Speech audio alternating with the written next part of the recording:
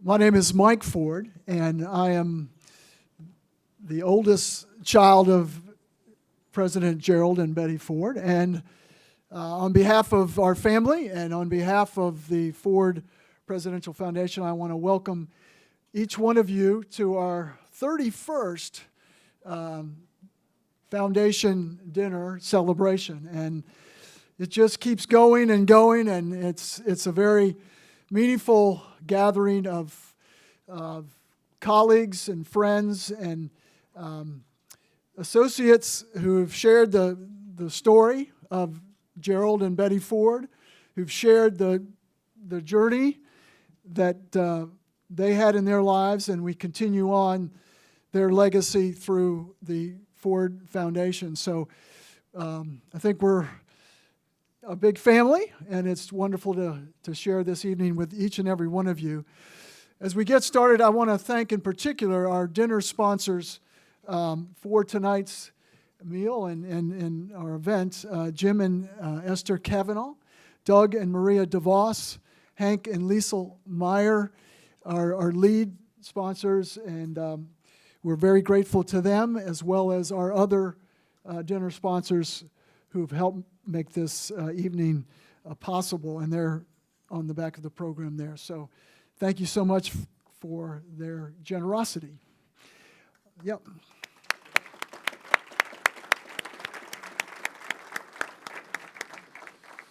Also want to thank J.C. Hunziga and Hank Meyer and their families for providing their planes so that many of our Grand Rapids family, Ford family, and friends could make the trip today. So we thank the Hunzigas and Meyer family as well. So as we get started, our first special presentation is our Journalism Awards, and I'm going to ask Carla Hills to come forward, please.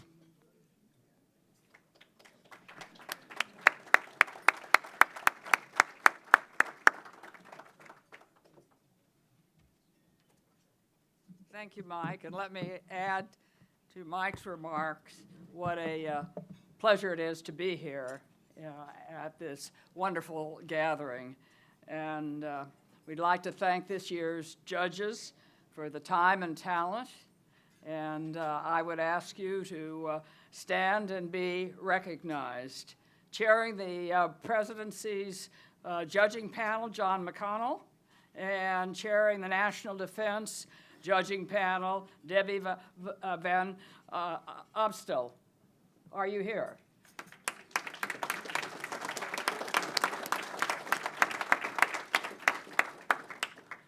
There's John. Just in time. We're grateful for your work, sir.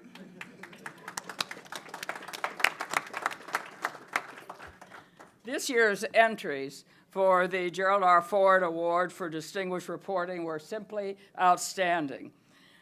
We have, in fact, honorable mentions in both the presidency and the defense reporting.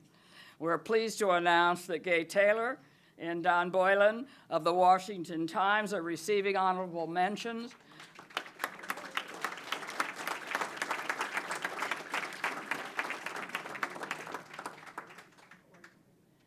And I have the script of the, should I read it? You present it. No, you can read it, Carla. All right. My instructions are that I will read it, and it says, Guy Taylor and Dan Boylan of the Washington Times. Russian attempts to influence the U.S. election and political fallout from those efforts were a dominant and ongoing news story throughout 2017.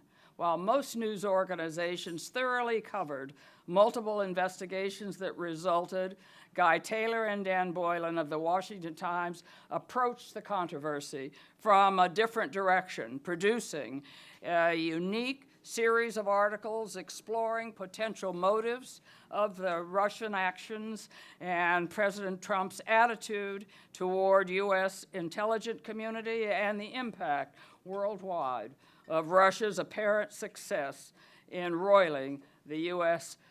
system. And I see that you are already here. I welcome you to the stage to accept your award.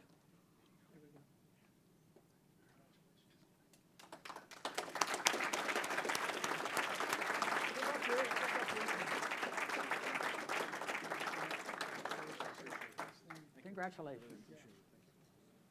Thank you so much.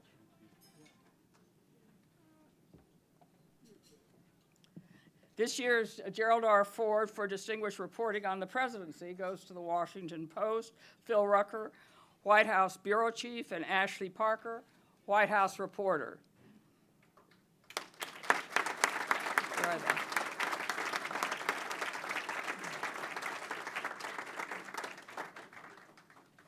They're coming up to you. All right.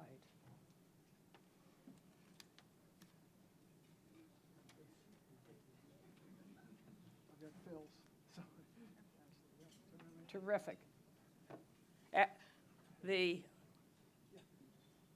The citation reads, after years of covering leak-resistant and measured administrations, the Washington journalism was turned upside down in 2017 with the arrival of President Donald Trump.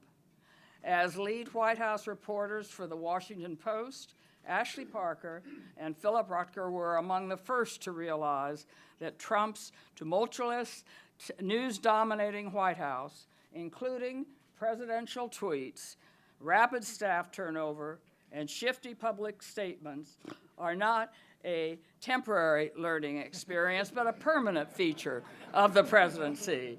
They produced thoughtful, well-sourced republics, often looking beyond the daily tumult, on how Trump's instinctive decision-making and determination to set the daily agenda affected domestic policy, the president's relationship with Congress, and his approach to international intelligence and foreign affairs. Congratulations to both of you.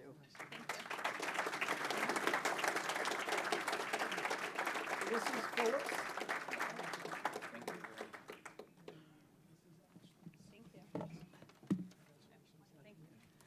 And they will make a short statement. Yeah, but we'll be quick. No, take your time. Okay. You can have 2 minutes. So because the Post is very collegial and because this truly was a team effort, Phil and I both decided to come up and say about 30 seconds worth of words, so please bear with us. We had a hint from the campaign that covering President Trump as president might be slightly different, or might require a slightly different approach than previous administrations, and that was borne out very early on when Sean Spicer, on his first day on the job, walked into the briefing room and lied to the media and the world about the size of Trump's inaugural crowds. We immediately scrambled to write a story explaining just how Spicer came to lie and what pressures he was facing from the president. And though we didn't realize it at the time, that story proved to be an early template for how we would try to cover this president, going inside his decisions, his tweets, his moods, his whims, his team of supporting characters, all in an effort to explain how Trump governs and makes policy. So we should briefly thank our editors for ordering up inside the White House chaos TikToks just about every third day, and also my fiance, Mike Bender, for not losing his mind every time I had to stay late to finish one of these TikToks, or when Rucker called around midnight to obsess about our latest story. Thank you. I just want to say Ashley and I are really humbled and honored to receive this special recognition, and we also want to congratulate J.J. Green of WTOP as well. It's a big honor. President Ford was a public servant in the truest sense of the word, and we know that he honored and protected the First Amendment and the values of integrity and honesty that define American journalism to this day. And I just want to say we consider ourselves lucky to work at the Washington Post, especially at this moment in our nation's history. We strive every day at the Post to seek the truth in a web of mistruths and to hold our public officials and institutions accountable, and we couldn't do it without the generosity and the backbone of Jeff Bezos or the unrivaled judgment and leadership of Marty Barron. So we thank them, and there are other people that make our work possible. To Cameron Barr and Tracy Grant, thanks for leading our newsroom through these times. To Stephen Ginsburg, Lori Montgomery, Peter Walston, and most of all our extraordinary White House editors who are here today, Dan Egan And Dave Clark, thanks for helping us imagine how to cover this most unusual presidency and for motivating us each day, cutting our overwrought flourishes and catching our mistakes. And we've got a lot of colleagues on this beat. We don't do it just the two of us. It's a big team at the Post. Josh Dossie, Robert Costa, Ann Guerin, Jenna Johnson, Sunmin Kim, David Nakamura, Damian Paletta, Abby Phillip, and John Wagner have all contributed to our coverage of the presidency this year, and we thank them for all the work they do. And there are some others as well who've been really influential in our year, including Dan Balls, who's our chief. So thank you very much.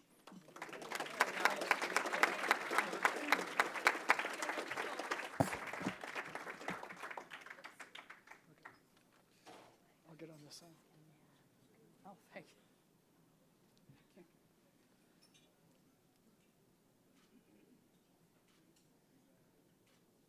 Congratulations. Thank you very much.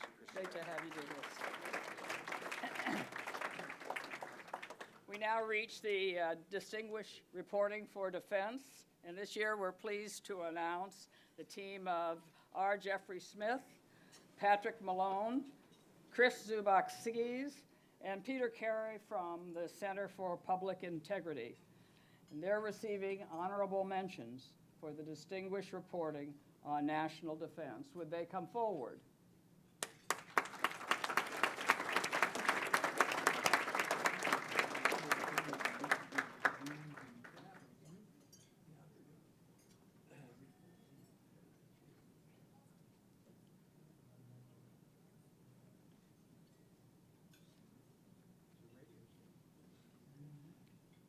Welcome.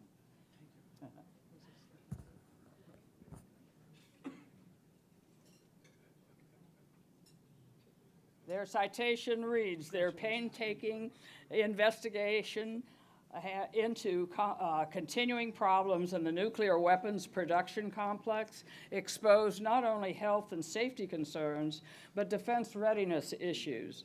The judges believe that as pressure continues to grow in the reporting industry for shorter, attention-grabbing articles, journalistic nonprofits like the Center for Public Integrity play an increasingly important role in nurturing the patient reporting, shoe leather sourcing, and in-depth analysis required to produce substantive investigative stories. Congratulations to all of you. Thank you very much.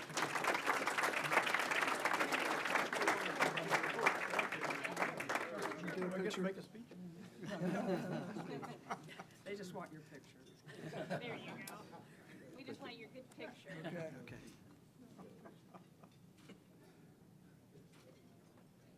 See? Great. Thanks very much. Thank you so much. Thank you. Well done. Thanks very much.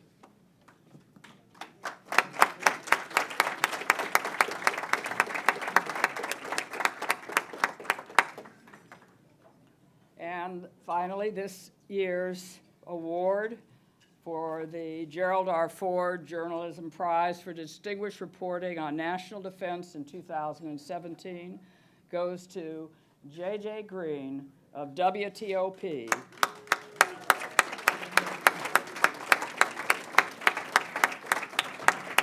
And this is the first time radio media has won this award. Woo!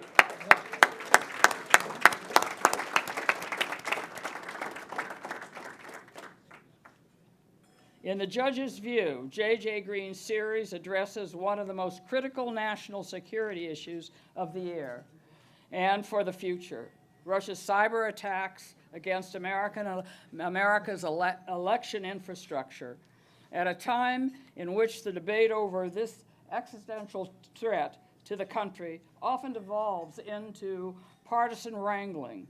Mr. Green stayed rigorously apolitical.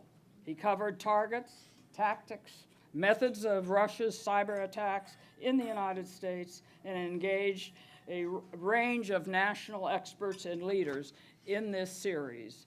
And we have a short video clip commentary of WTOP that we would like to show for the winning submission. It's November 15th, 2016, 1 week after the U.S. election. I'm at a NATO conference in Sofia, Bulgaria. The place has been buzzing about Russian interference in the U.S. election. One intelligence source has told me there are no less than 140 English-language fake news outlets in neighboring Macedonia, all for the purpose of manipulating voters' thinking in the U.S. Back in Washington, March 30th, 2017, former FBI Special Agent Clint Watts had noticed similar activity, and he told the Senate Intelligence Committee he believed those websites were linked to bots. A closer look at those bots tied in closely with other social media campaigns we had observed pushing Russian propaganda months before. U.S. intelligence believed it was all a part of a sophisticated Russian intelligence operation. They have an extremely capable intelligence service with exceptional cyber capabilities that they have repeatedly demonstrated not only against the United States but against places like Estonia and Georgia. Robert Litt was general counsel in the Office of the Director of National Intelligence until earlier this year. Former House Intelligence Committee Chairman Mike Rogers said this was a part of an overarching doctrine in Russia. And so they took all of their cyber actors and are combining them in this one information warfare center. In an exclusive interview, Virginia Senator Mark Warner, Vice Chairman of the Senate Intelligence Committee, explained how Russia went about its work. Specifically what Russia did, they started a campaign where they hacked into private individual accounts, both parties' accounts, Democrats and Republicans. That was only a small part of what the U.S. intelligence community believed was a massive, sophisticated Russian operation that extended back years, designed to interfere in the U.S. social, political, and cultural systems with the objective of sowing seeds of chaos. On Capitol Hill, J.J. Green, WTOP News.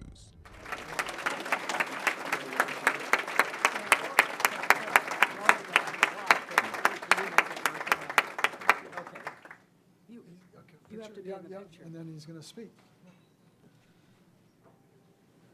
Did you get your picture?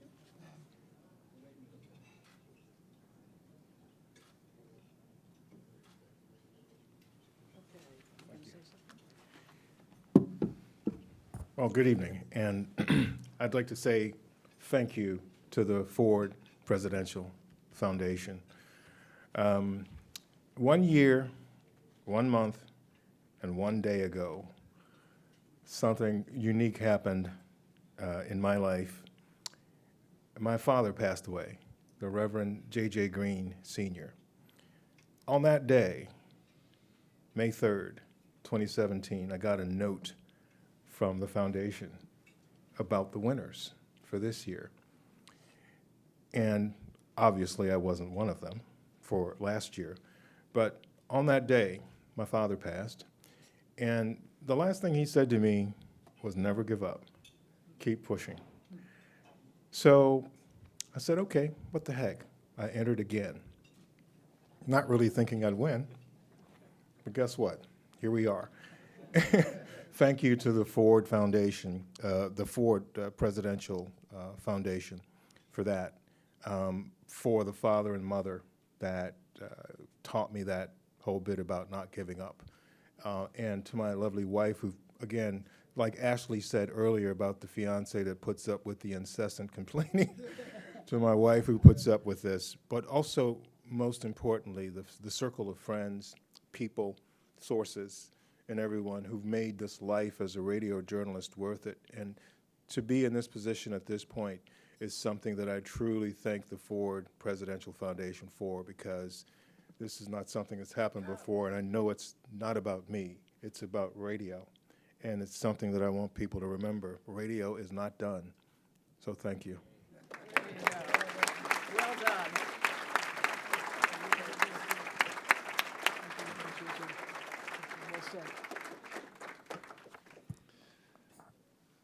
Thank you, Carla, and also all of our journalism award winners, and we really are quite honored as a foundation to recognize your exceptional professional work. We've done the Journalism Awards for 31 years, and we take the work that you do for the reporting of the presidency and the reporting of national defense very highly, very, very serious. So thank you so much.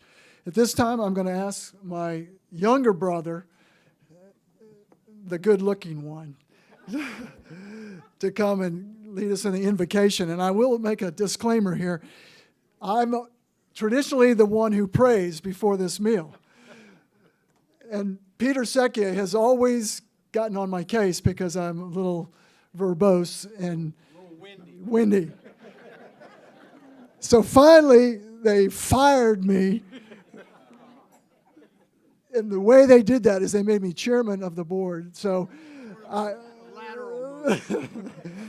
that's right. So I'll leave it to my brother and go ahead.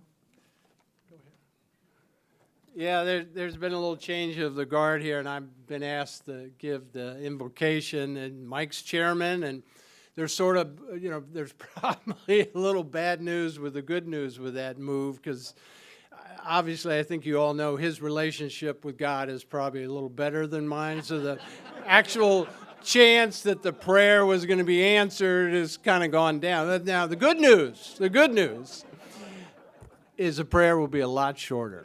Okay, so let's bow our head here, and Lord Father, we ask you to bless this time together, the fellowship of this meal with our friends, and I thought about it today, and I thank you for bringing into each one of our lives in a special way the two people that this foundation is about, Betty and Jerry Ford, and thank you for the hand that you had on their shoulder guiding their life and their legacy and the character and public service and faithfulness you established in their lives and helping us to maybe carry out that same legacy. And finally, we want to ask for a hedge of protection around our men and women of the military and service members, and really ask the leaders of this nation to give them guidance and protect this great nation and the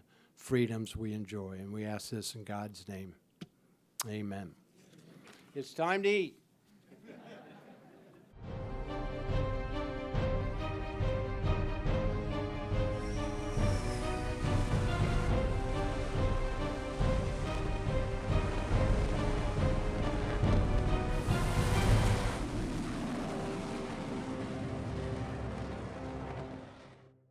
From the flight deck of the USS Gerald R. Ford, the Navy's newest aircraft carrier, from our Wolverines to yours, go Blue!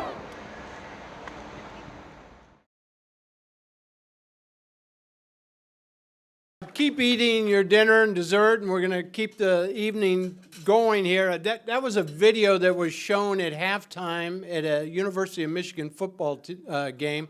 They did a shout out, and so we're very grateful for the crew of CVN 78. The next video we want to show you is a video that was shown at Mom's 100th birthday anniversary party in Grand Rapids back in April.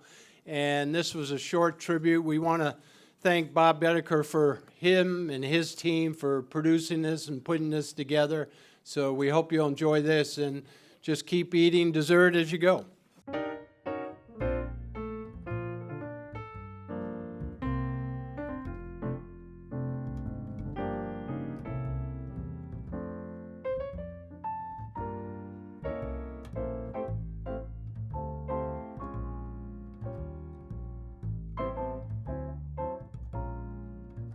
Elizabeth Ann Bloomer was born in Chicago on April 8, 1918.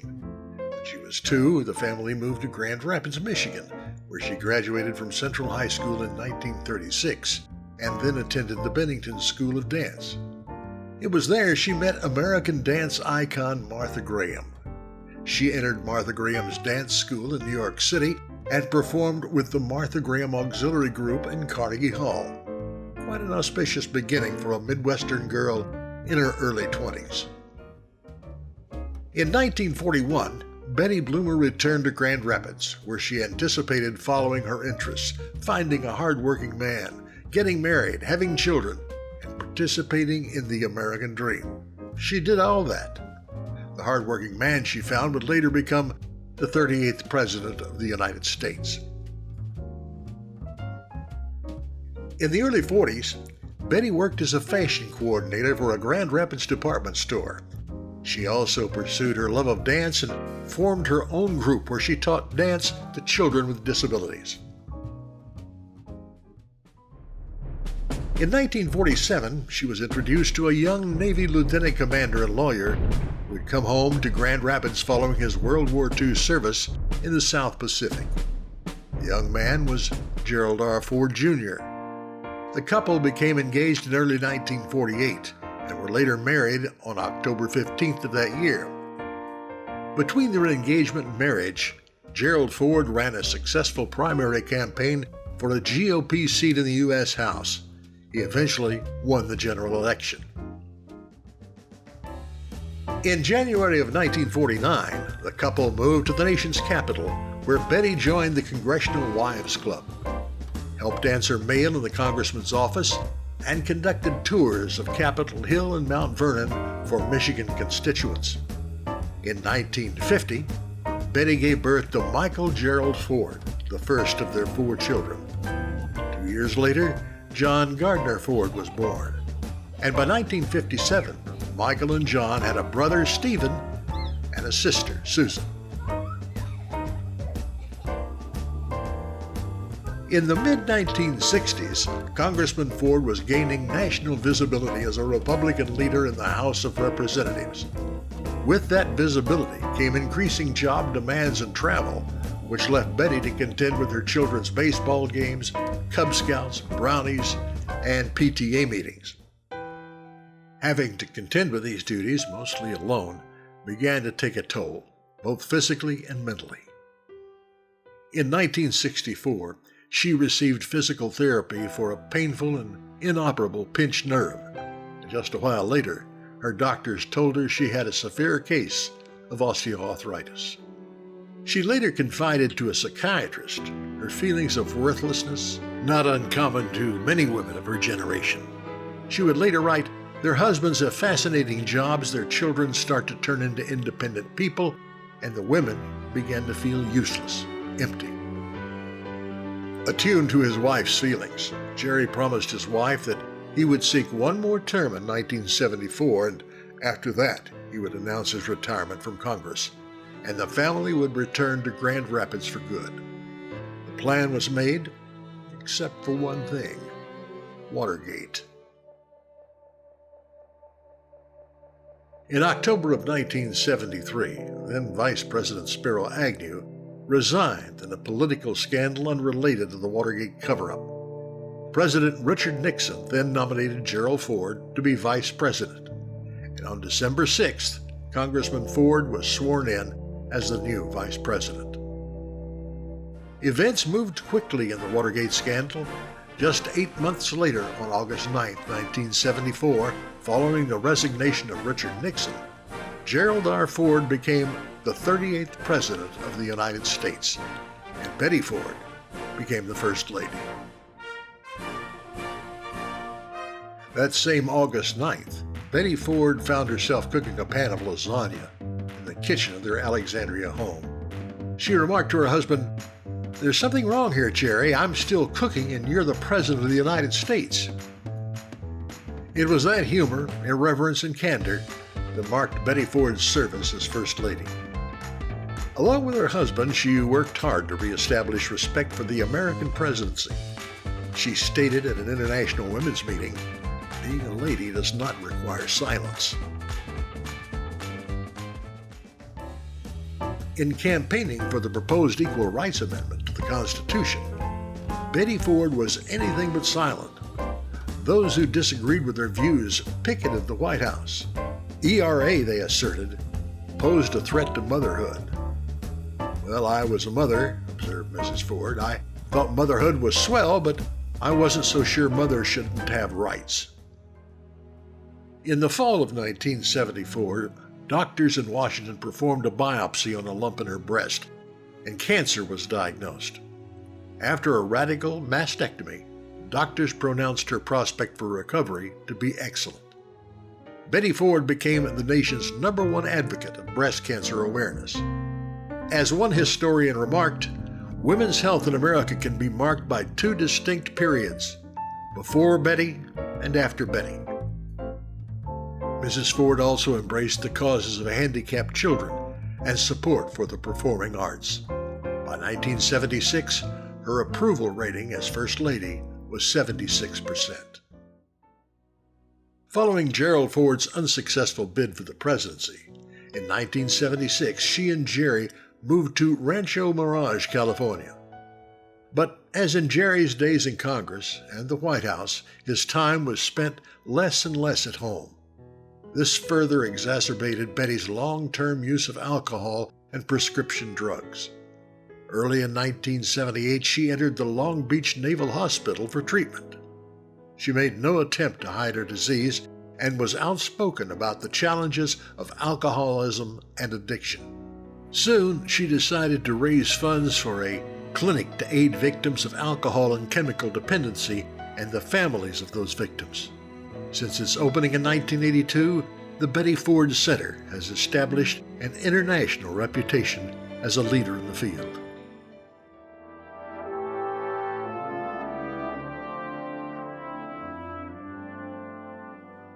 President Gerald Ford passed away on December 26, 2006. His beloved Betty passed away on July 8, 2011.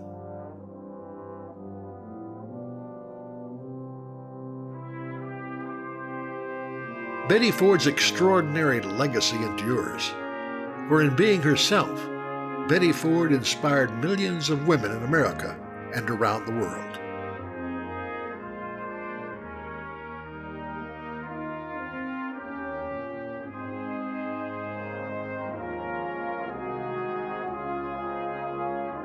In 2018, Betty would have celebrated her 100th birthday.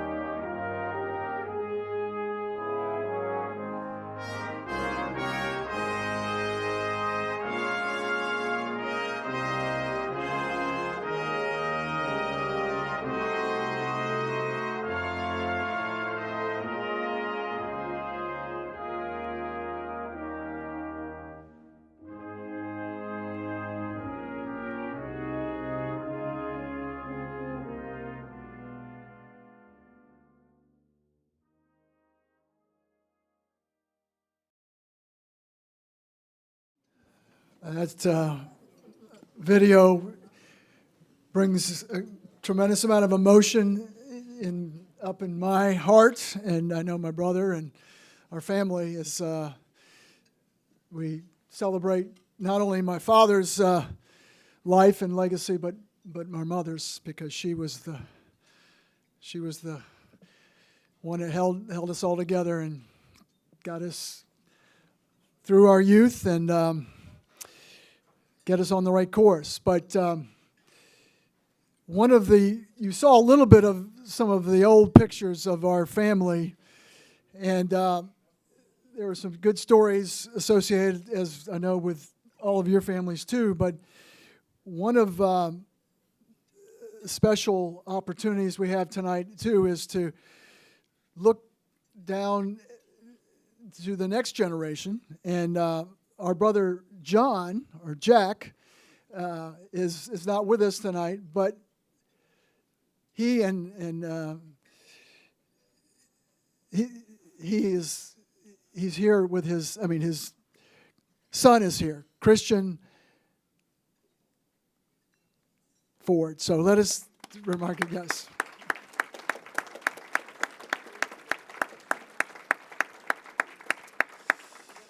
Thank you, Christian. I'm still a little overcome by, yes.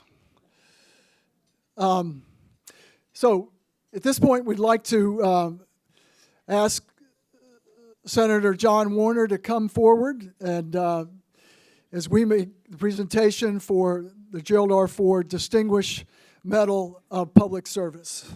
Senator Warner.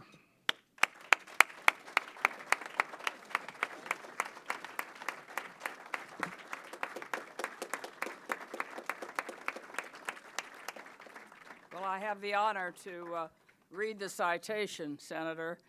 And let me say, it says, John Warner has devoted his life in service to the American people as the second longest serving senator in Virginia's history. Got it. Born in Washington, D.C. to John W. and Martha Budd Warner, he grew up in Washington and graduated from Woodrow Wilson High School. He enlisted in the United States Navy during World War II, shortly before his 18th birthday. He left the military as a petty officer, 3rd class, and went to college at Washington and Lee University, followed by the University of Virginia Law School. And during the Korean War, he joined the U.S. Marine Corps. Senator Warner has served 5 years as Undersecretary and later as Secretary of the U.S. Navy. He was appointed by President Gerald R. Ford to be Director of the American Bicentennial Administration, and soon after the bicentennial activities concluded, he began to think of a political career for himself. In 1978, he entered politics, winning the Virginia election for the U.S. Senate. His committee memberships included Environmental and Public Works, the Senate Committee on Health, Education, Labor, and Pensions, and the Senate Select Committee on Intelligence. While still in office, Senator Warner, in his capacity as chairman of the Senate Armed Forces Committee of the United States, introduced amendment to the Senate Bill 2776 that was presented to the United States Senate on June 13, 2006, to name our nation's newest nuclear-powered aircraft, the USS Gerald R. Ford, CVN 78. And throughout his extraordinary public service career, Senator John Warner has demonstrated the personal and professional qualities exemplified by his dear friend, President Gerald R. Ford: integrity, strength of character, diligence, patriotism, sound judgment, and indeed, he is a worthy recipient of the President Gerald R. Ford Medal for Distinguished Service. Mr. Senator.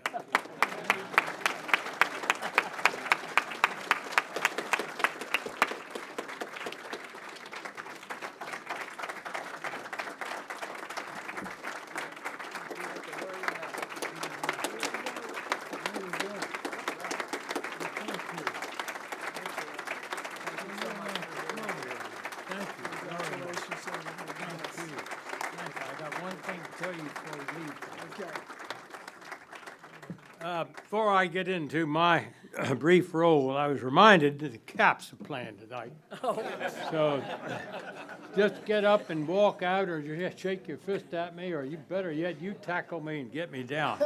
Okay. But I want to compliment you. So many of us in this room are terribly concerned about the United States today. And Count me among them. right, and we're not going to go into the details, but I remember Jefferson once said, if given the choice between a strong press and a strong central government, which would you choose? He chose a strong press, and we saw that tonight. Thank you very much. Good choice. Dear friends, I feel that this is a humble moment in my life, and I'm unworthy of it, but I'm going to seize the mic and make the best of it. I stand before you having had the good fortune to put a bit of a career together, but I can name on one hand those individuals that probably were pivotal in making that career possible. Several of my staff are here tonight. I won't mention them. But throughout my life, I was dependent on the advice and counsel of others to help me guide through the opportunities afforded me and to reach out and even try those that many people thought I'd never succeed at. Well, I want to start tonight and talk about this man and how I met him and what he did for me. I was an advance man for Richard Mulhouse Nixon in 1960, and I enjoyed it.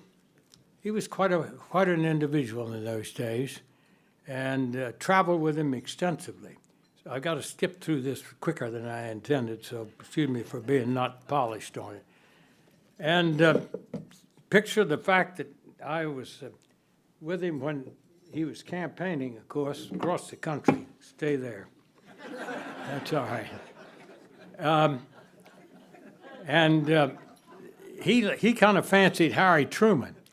And he'd said to me one day, he said, do you think we could put together a train trip like Harry had, the whistle-stop trips? And I said, well, I kind of like trains, and hell, let's give it a try. So I rented a whole train for 2 days, and we made several stops. Last stop, we weren't doing too well on the train because Nixon was strong in certain areas, and he wasn't that strong in others. And he couldn't get on the platform of a car and warm a crowd like Harry Truman. He just didn't have that inner warmth to transmit. But anyway, figure the last stop was Muskegon, Michigan. Walker Furniture Company. And I was breathing heavily. I wanted to get off that train as fast as I could because we had finished it. And so I had a whole team that had gone up and checked it out. And I went up, train stopped, I jumped off, checked my people, and they said, good to go. And I said, as soon as I get to that doorstep, give me a hand signal, and we'll come in. Okay. So got the Vice President off train, put him up there, got the hand signal, and in we went to loud cheers and music. And all of a sudden, there was a balcony over the door. The Secret Service had not checked it out. People with 3 dozen eggs got up there and pelted us all over with eggs. So here we are, wiping Nixon off with eggs falling down and everything. You know. I said, but fortunately, the old Nixon, he pulled himself together and gave a good speech and then said goodbye, and the crowd said goodbye, and we got back on the train again, and I escorted him up. And he used to always, in these events, say, well done, Warner, or tighten this, do that. He didn't say anything. So I got on the train. Since it was the last stop, I went back in the car in the end to the train. It was dark and somebody playing a piano, and there weren't many people back here. I was sitting there just drinking a beer and mumbling to myself. And some guy sat down next to me and said, well, that was something, wasn't it? And I said, yeah, it sure was something. I'm going to get fired. The man responsible for it. He said, what? I said, yeah, I've worked for this guy a long time. I'll be out in the morning, gone. He said, well, if you go, I'm going to go. I said, well, what the hell do you have to do with it? He said, I'm the local congressman, Jerry Ford. So we started drinking beer together, and we knocked down quite a few beers, and that was the beginning of a long friendship. So rapidly going, I didn't get fired, I stayed on. Anyway, so now we go to the next chapter of this thing, and that is I was asked to be the head of the Bicentennial. I said, President Nixon was there, and he was actually the one that invited me to do it. And he invited me down to Key Biscayne. He was staying with old B.B. Roboso down there. I'm second nav, so I had a big airplane. I flew everywhere. I went on down there, and he and Al Haig were in a room together. Oh, hello, John. How are you? Oh, I knew how he was, so I didn't ask him. Said, sit down. I sat down. He said, now, John, you know, we've been together a long time. You've done a lot of things for me, and you can handle things. You're good on your feet. Well, thank you, Mr. President. Thank you very much. He said, but I got a problem, and I got to solve this problem, because if it doesn't, I'll never be able to face myself the rest of my life. I'm saying, oh, God, I don't want to go to the White House. I leave the Navy Department. I don't want to do that. He said, I want you to head up the most important ceremony that's been held in the history of this country, the 200th anniversary, the bicentennial of the United States of America. I said, Mr. President, I don't even know how to spell the word. He said, Al, give him the book. So they hand me a great damn book that thick. He said, you take that book and you talk about it, read about it, talk to a couple of friends about it, and see what you want to do. Get back to me in 1 week. Well, I talked to a couple of people, one being Jerry Ford. Ford saw the wisdom in that right away because he and I joked in the years that we met together. He said, you've got the makings to be a congressman. He never mentioned senator. It was always congressman. And that's fine. I didn't care. Hell, one job's good as another to me in those days. So I said, this has been presented to me. And he said, seize it. Because look at the Pentagon. You've been there 5.5 years. For some reason, which he was bitterly upset about it, America's turned against the very men and women that are fighting this war.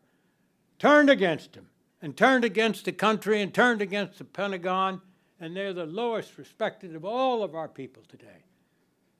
And we've got to celebrate this thing and bring this country back together again. Well, at the time I had that pep talk, I said, okay, I'll take the job. And I took the job. So fast forwarding, I saw him off and on during that time many times. And I want to now go to what linked us together, and it's tied to the carrier. This picture, where is that? Well, that's all right. It's back there. It's on the table, too. I want to talk about that picture in a minute, but first I want to say that you should go back, as I did, and I studied what Ford had done in the U.S. military. Because we got up to make this remarks. We were at the last, July 4th, 1976. He was with us in that helicopter. And Jack Marsh and myself, President and Betty. And we had visited Valley Forge. We'd visited Philadelphia, where he went into the actual room where the Constitution was drawn up. And our last stop was the Statue of Liberty. And I had arranged with the good old Navy, where I had a little influence, to bring a carrier up and put it right alongside the statue. And I rigged up, and I used it, but I had a wonderful organization of people, 300 or 400 of them working to make this thing go, and it was really done quite well in the end. Anyway, our job was to get the president, and he was going to address not only the nation, but the whole world. It was announced that the President of the United States would address the nation and the world at 2 o'clock. And so we got off the carrier, got out of the helicopter. Helicopter landed on the old fantail. I remember we got out, jumped out, and went up there. And we're walking up there, and I said, now, Mr. President, here's the schedule, and it's tight, very tight. You're to speak for about 6 minutes. That's all the time he really wanted, 6 to 8 minutes. And then you go over at the end of that, and you ring that bell like a ship's bell. Cling, cling, cling, cling, the old call on the ship. And that would trigger the ringing of bells in every church in the United States of America. So time was of the essence. We marched up there. I'm looking at my watch. I said, we got about 1.5 minutes to go. And there's this old girl, chief petty officer, come up to me and he said, Mr. Secretary, your watch is wrong. You've got 6.5 minutes. Oh, my God. Now what do? I got the whole world waiting to see the President of the United States. All the church bills ready. But we have to stay to the signal. And I whispered in Ford's ear, and he said, you know, I need that amount of time. And he said, I'm thinking, here we are, and that carrier is of the same class of the carrier that I was on. And I just cycled back in my memory of that day where I almost lost my life in World War II. And he sat there for those 5 minutes and recounted the story to me. And I remembered it to this day, but I went out and found it in this biography, very well written biography by Douglas Brinkley. And I'll read the paragraph verbatim of what he said to me before he rang those bells. Lieutenant Ford's primary duties were to oversee the anti-aircraft gun crew on the fantail of the ship, serve as the ship's director of physical training. The enlisted men loved him for constructing a basketball court on the hangar deck. But he also took intense interest in later secondary role as assistant navigation officer. In October 43, the Monterey, and she was a small carrier. We had 2 classes of carriers, the big decks, and then we had to get so many planes out there. We didn't want to concentrate too many, so they built a second smaller class, and he was on that class. And this ship that brought us to that spot on this moment, it was the sister ship to his, the Monterey. In Monterey, 1943, Monterey headed out from San Francisco to join Admiral William Bill Halsey's Third Fleet for some of World War II's most dangerous missions ever done. And on November 19, planes from the Monterey bombed Japanese troops at Gilbert Island for nearly a month. The combat moments wouldn't cease. The Monterey, in fact, sank a Japanese cruiser and destroyer, with Ford directing much of the ship's fire of the guns. Worse than the Japanese, however, and this was Ford's thing that got him, was the hellacious weather he and the crew experienced on that voyage. When Typhoon Cobra hit the fleet that he was in off the Philippines in December of 44, more than 800 sailors were lost at sea, swept off the decks of their ships, including 6 from Ford's ship, the USS Monterey. Lieutenant Ford narrowly escaped being washed overboard in the 60-knot winds while he was on the deck fighting the fires that had been started in the combat missions they were performing. But he survived that and went on. The ship itself sustained extensive damage and was put in dry dock for repairs. Battered and spent, the Navy declared it unfit for service.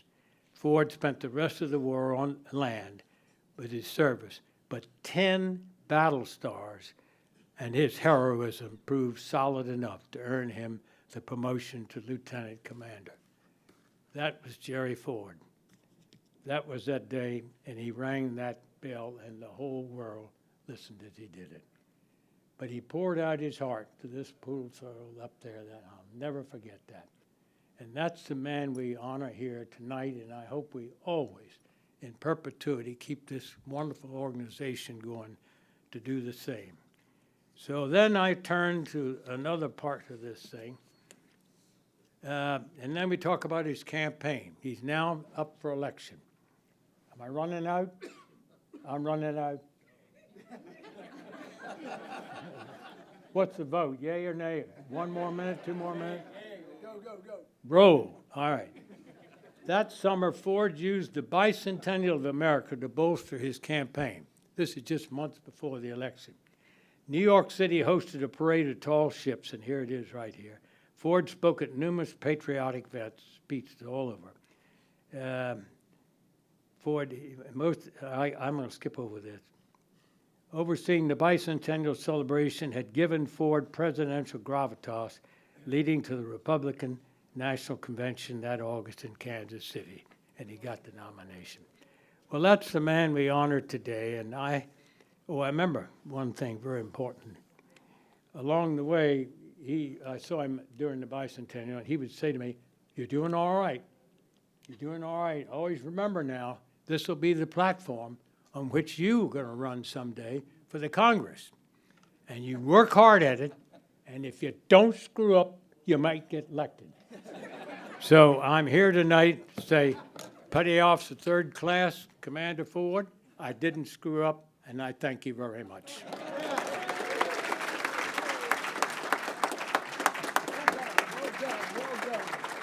Thank you, thank you. Jeannie, help me down. There you go. So well said.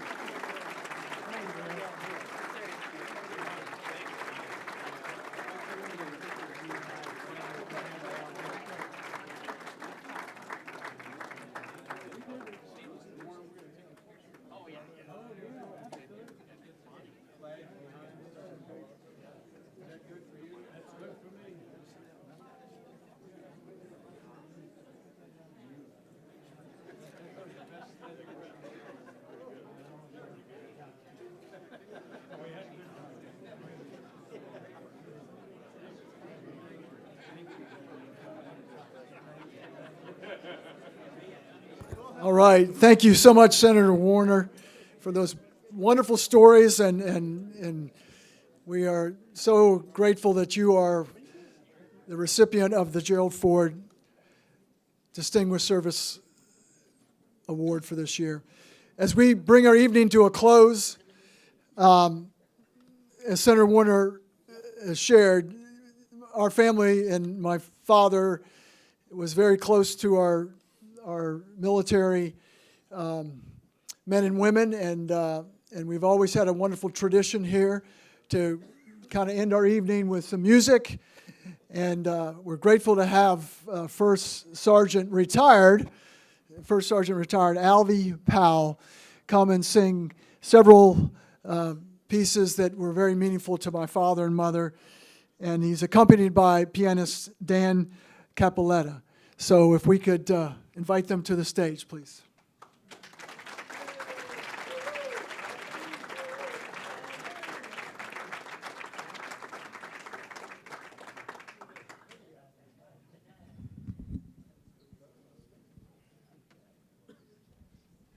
Good evening.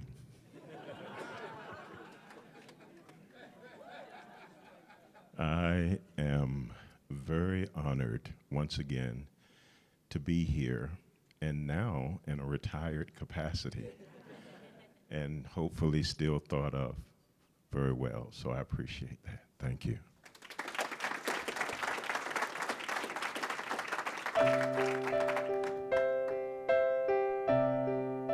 Kiss today goodbye,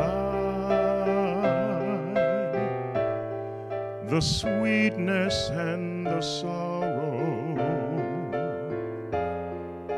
Wish me luck the same to you,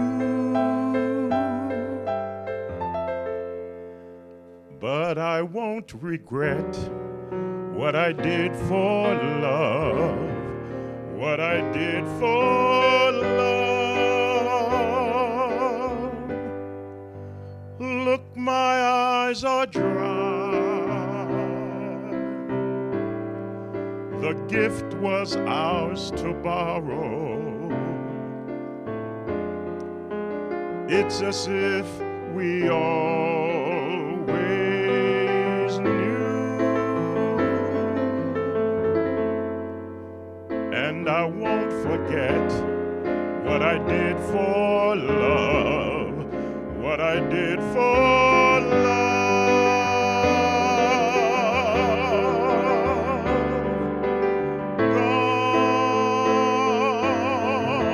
Gone, love is never gone as we travel.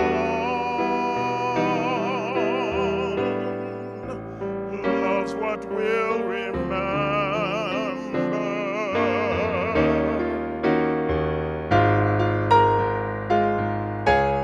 Kiss today goodbye and point me toward tomorrow. We did what we had to do. Won't forget, can't regret what I did for love.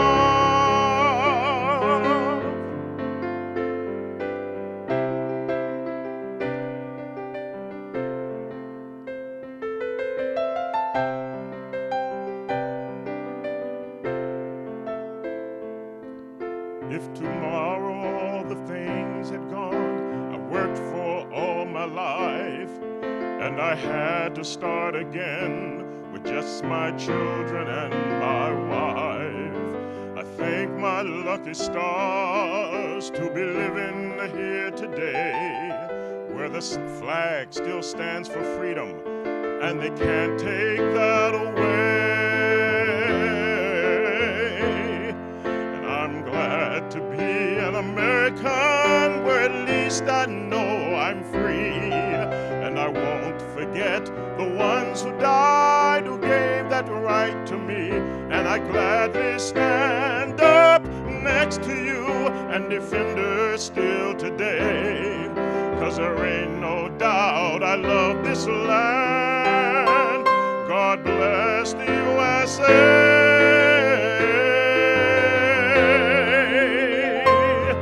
And I'm proud to be an American, where at least I know I'm free.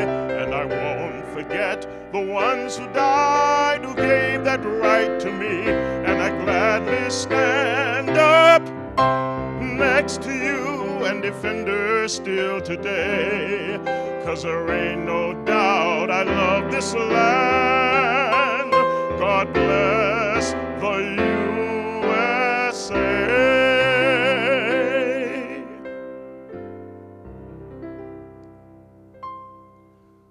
What is America to me? A name, a map, the flag I see, a certain word, democracy. What is America to me? The house I live in, the friends that I have found, the ones here in my presence, and the people all around, the worker and the farmer, the sailor on the sea, the ones who built this country, that's America to me.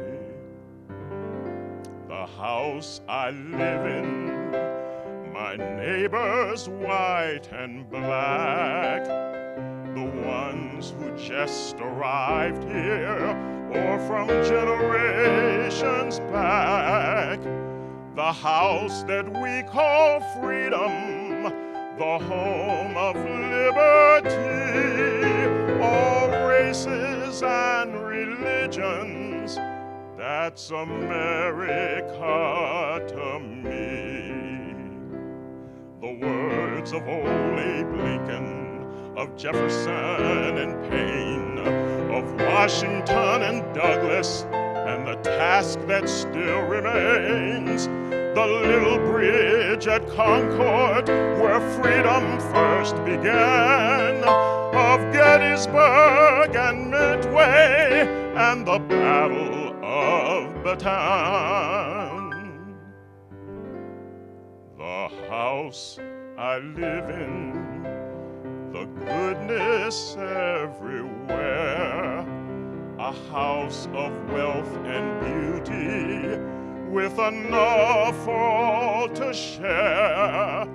The house that we call freedom, the home of liberty, but especially the people, that's America to me.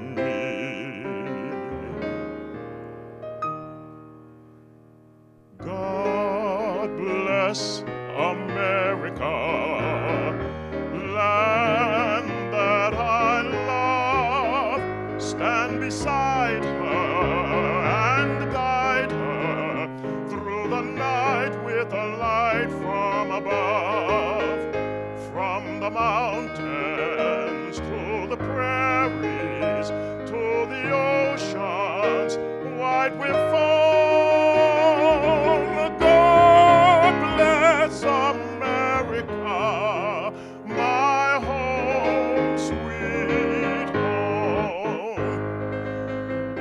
all you proud Americans, stand up and join in singing one rousing verse of this great patriotic song. God bless America, land that I love. Stand beside her and guide her through the night with a light from above. From the mountains to the prairies to the oceans white with foam. God bless America, my home, sweet home. God bless America, my home, sweet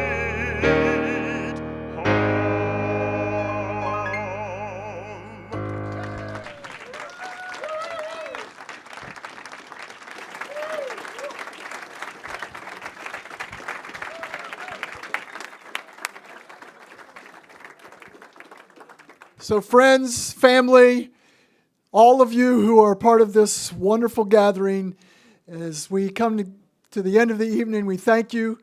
We celebrate your presence and all your contributions to the legacy of Gerald and Betty Ford. And we wish you a wonderful year ahead and a wonderful life as you continue to serve our country in all the ways that you do. So God bless you all, and good night.